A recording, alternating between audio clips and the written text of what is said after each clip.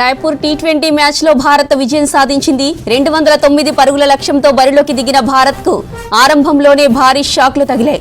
కేవలం 7 బంతుల వ్యవధిలోనే ఓపెనర్లు అభిషేక్ శర్మ, సంజు శాంసన్ పెవిలియన్ చేరారు.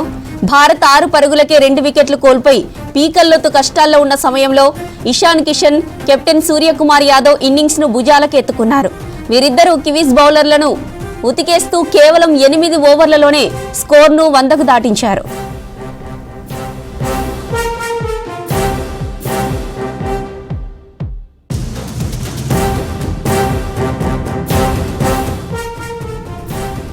ఇషాన్ కిషన్ 32 బంతుల్లో 11 ఫోర్లు, 4 సిక్సర్లతో 76 పరుగులు చేసి భారత గెలుపును ఖాయం చేశాడు.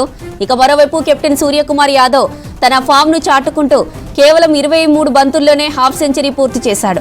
సూర్య తన ట్రేడ్ మార్క్ ఇన్నింగ్స్తో 360 డిగ్రీల షాట్లతో రాయ్పూర్ ఫ్యాన్స్ ను అలరించాడు. సూర్య 37 బంతుల్లో 82 పరుగులు చేసి ఆఖరి వరకు నిలబడి మ్యాచ్ను ముగించాడు.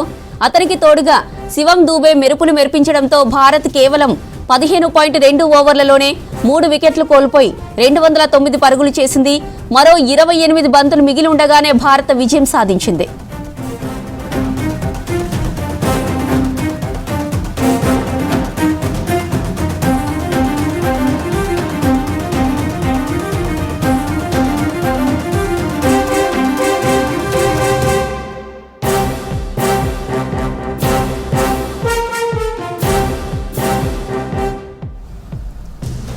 రైట్, అంతకుముందు టాస్ ఓడి బ్యాటింగ్ చేసిన న్యూజిలాండ్ జట్టు నిర్ణీత 20 ఓవర్లలో 6 వికెట్ల నష్టానికి 208 పరుగులు చేసింది.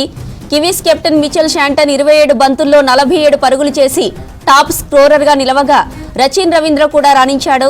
భారత బౌలర్లలో కుల్దీప్ యాదవ్ 2 వికెట్లు తీసి కివీస్ ను కొంతవరకు కట్టడి చేయగలిగాడు. అయినప్పటికీ కివీస్ భారీ స్కోర్ సాధించినా అది భారత బ్యాటర్ల ధాటి ముందు సరిపోలేదు.